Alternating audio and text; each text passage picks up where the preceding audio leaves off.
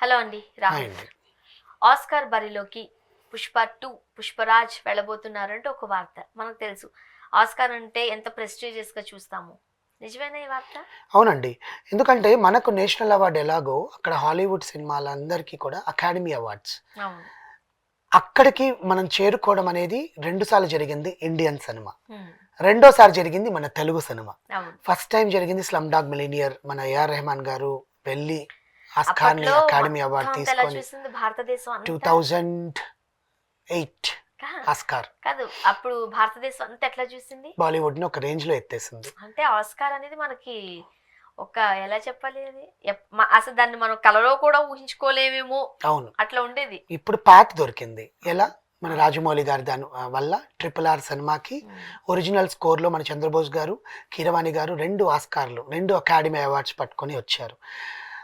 Academy అవార్డ్స్‌లో మన national అవార్డ్‌కి ఎట్లా panels ఉంటారు. ఎవరు ఈ సంవత్సరంలో ఎవరు ఏ సేవలు చేశారు అని పద్మ భూషణ్స్, పద్మ అవార్డ్స్ కానీ, నేషనల్ అవార్డ్స్ కానీ ఏ రంగంలో వాళ్ళకి చేశారనేది ఇస్తారు కదా! హ్మ్. అకాడమీ అవార్డ్స్ అలా ఉండదు. అకాడమీ అవార్డ్స్‌లో నామినేషన్స్ వరకు వెళ్ళి నామినేషన్స్‌లో స్థానం దొరకడం ఒక ఎత్తైతే, నామినేషన్స్ నుంచి అవార్డ్స్ సెరమనీ వరకు చేసే ఎత్తు వేరే ఉంటుంది. హ్మ్. నామినేషన్స్‌లోకి వెళ్ళాలి అంటే అసలు ఈ సినిమా నామినేషన్స్‌లోకి వెళ్ళాలి అంటే తెలుగు సినిమా ముఖ్యంగా మన తెలుగు సినిమా 'RRR' ఆ నామినేషన్స్‌లోకి వెళ్ళాలంటే రాజమౌళి గారి విజన్ ఏంటి?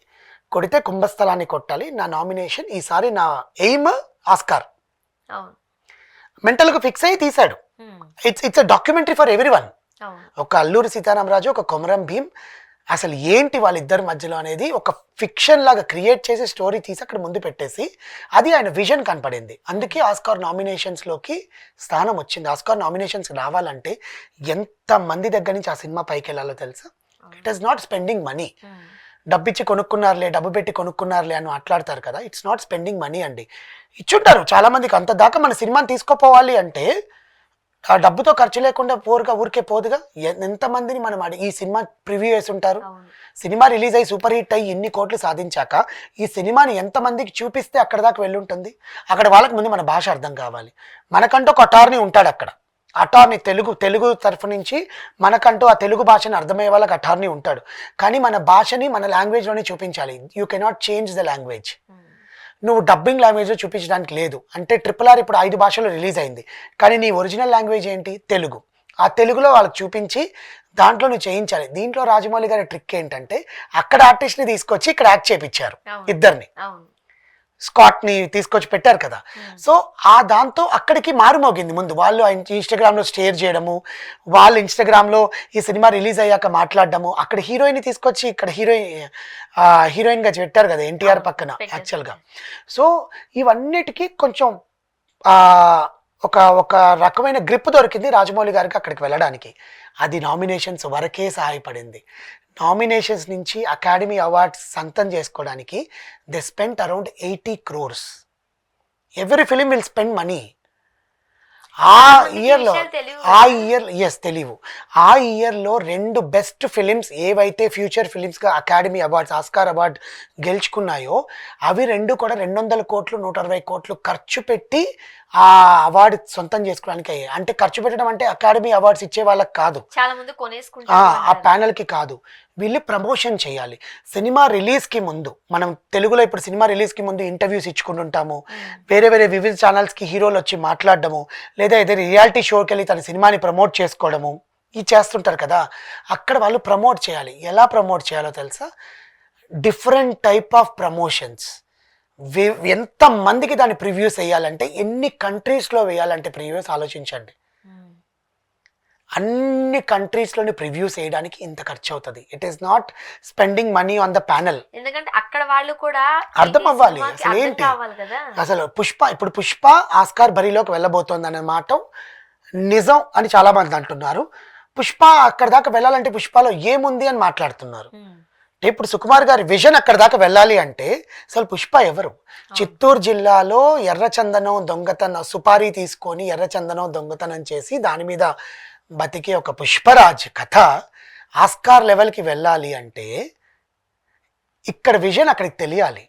ముందు నామినేషన్స్‌కి వెళ్ళాలి. అవును. నామినేషన్స్‌లో ఈ సినిమా స్థానం సంపాదించుకోవాలి అనుకోవాలి. 'శంకరాభరణం' వెళ్ళింది. అదే శంకరాభరణం వెళ్ళి అక్కడ దాకా వెళ్ళి తిరిగి వచ్చింది. నామినేషన్స్ అప్పటికి మనకు ఎట్లా ప్రమోట్ చేసుకోవాలో తెలియదు శంకరాభరణం. అర్థమైందా? రాజమౌళి గారే కదా దానికి దారి చూపించారు. ఆ పాత్రలో ఇప్పుడు పుష్పరాజ్ వెళ్తున్నాడా? పుష్పరాజ్ వెళ్ళడానికి ఒకవేళ వెళ్ళినా పుష్పరాజ్ ఒకవేళ నామినేషన్స్లో స్థానం వచ్చింది అనుకుందాం, పుష్ప సినిమాని మేము ఎందుకు అకాడమీ అవార్డు ఇవ్వాలి ఇన్ని సినిమాలతో పోల్చుకుంటే? యూనో అవతార్ 2కి ఎన్ని ఆస్కార్స్ వచ్చాయో తెలుసా అండి? జేమ్స్ కెమెరన్ తీసిన. ఇప్పుడు అవతార్ 3 మళ్ళీ December 19th రిలీజ్ చేస్తున్నా, డేట్ ఇచ్చేశాడు. ఎంత దేంతో కంపేర్ చేశాడో తెలుసా జేమ్స్ కెమెరన్? సౌత్ ఇండియన్లో విఠలాచార్య అని ఒక అతను ఉండేవాడు, ఆ విఠలాచార్య సినిమా ఎంత నిడివి ఉంటుందో దానికి మించి ఉంటుంది అని చెప్పాడు yesterday. The way he compare to Telugu Vithalacharya. అప్పట్లో విఠలాచార్య మోపులు అనేవారట. నిజంగానే ఇప్పటికీ భలే ఉంటే తెలుసా సినిమాలు ఎప్పుడైనా చూసానండి. పాతాళ భైరవి, రాజుల సినిమాలు, ఇంకా పాతాళ భైరవి కన్నా తర్వాత వచ్చిన సినిమాలు ఇంకా మంచి మంచిగా 3 గంటల 40 నిమిషాల నిడివి ఉండే సినిమాలు ఇప్పుడు ఆస్కార్ బరిలో పోరాడుతున్నాయి. అలాంటిది పుష్పలో, అంటే పుష్ప ఇంటర్నేషనల్ లెవెల్లో ఉంది, కాదనట్లు ఇంట్రెస్ట్ లెవెల్ లేదన్నట్లేదు, మెయింటైన్ చేశారు. కానీ ఈ విజన్ అక్కడ దాకా రీచ్ అవుతుందా అనడానికి వీళ్ళు ప్రమోషన్ చేయాలి. ప్రమోషన్ చేయాలంటే మినిమం ఒక 200 to 220 crores అన్న ఖర్చు పెట్టాలి. ఎందుకంటే ఈసారి 2026 నామినేషన్స్ ఆస్కార్ బరిలో మ్యాండేటరీ అవతార్ 3 ఉంటుంది. ఆల్రెడీ 2025 ఆస్కార్స్ ఇచ్చేశారు. పుష్ప వెళ్ళేది 2026కి వెళ్తుంది. వెళ్తే మ్యాండేటరీ అవతార్ 3 ఉంటుంది. దాంతో నువ్వు పుష్పాని పోటీ చేయాలి. కంపారిజన్ పక్కన పెట్టండి, పోటీకి ఎంత లెవెల్లో ప్రమోషన్స్ ఇవ్వాలో ఆలోచించండి. ఐకాన్ స్టార్ అల్లు అర్జున్ గారు అక్కడికి వెళ్ళి ప్రమోషన్స్ ఇవ్వాలి, సుకుమార్ గారు వెళ్ళాలి. ఈ మైత్రి మూవీ మేకర్స్ ఇప్పుడు ఆల్రెడీ 18 కోట్లు సంపాదించింది కాబట్టి దాంట్లో 200 కోట్లు ఈజీగా పెట్టేస్తలే అనుకుంటారు.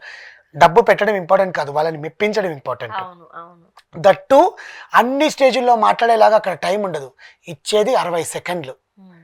అకాడమీ అవార్డు తీసుకుంటే 60 సెకండ్లు అక్కడ మాట్లాడేసి వచ్చేయాలి. చూసారా అసలు దానికి ఎంత ప్రాధాన్యత ఉంటుందో? మాకు థ్యాంక్ యూ అని చెప్ప, అసలు కీరవాణి గారు అయితే థ్యాంక్ యూ అని చెప్పి చేశారు అంతే. అసలు అంత టైం కూడా ఉండదు, ఆపేస్తారు మైక్ వాళ్ళు నిర్దాక్షిణంగా.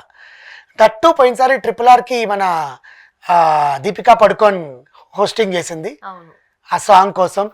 దట్టు వెళ్ళి మన కాలభైరవ అండ్ రాహుల్ సిప్లిగంజ్ అక్కడికి వెళ్ళి ఆ సాంగ్ ని పర్ఫామ్ చేయడం, ఇవన్నీ ఉంటాయి. ఇంత పరిధిలో పుష్పరాజ్ని తగ్గేదేలే అని అక్కడికి వెళ్ళి చెప్పాలి అంటే ఆ స్టేజ్ మీద 60 సెకండ్లు ఇస్తే అల్లు అర్జున్ ఏం చేస్తాడు?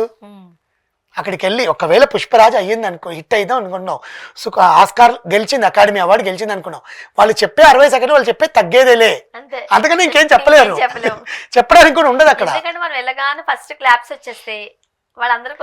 ఆ స్టేజ్ కి వెళ్ళారంటే ఇంకా అసలు ఇంకా మిగతా ఇండస్ట్రీస్ ఇంకా ఏ బరిలో ఆలోచిస్తారో ఆలోచించండి. బికాస్ కంటిన్యూస్ 2023 ఆస్కార్ RRR, 2026 ఒకవేళ పుష్పరాజ్ అక్కడ దాకా వెళ్ళి నామినేషన్స్లో నిజంగా వీళ్ళు అనుకున్న మాట నిజం చేస్తే 2026లో పుష్పరాజ్ కానీ ఒకవేళ వచ్చింది అంటే మిగతా ఇండస్ట్రీస్, తెలుగు ఇండస్ట్రీ మ్యాండేటరీ ఏ దానికి తీసిపోదు అని ఇంకా ఫోర్కాస్ట్ చేసుకుంటే 2029 SSMB 29 ఎంటైర్ హాలీవుడ్ డే చూద్దాం ఏం జరుగుతుంది. Thank you so much.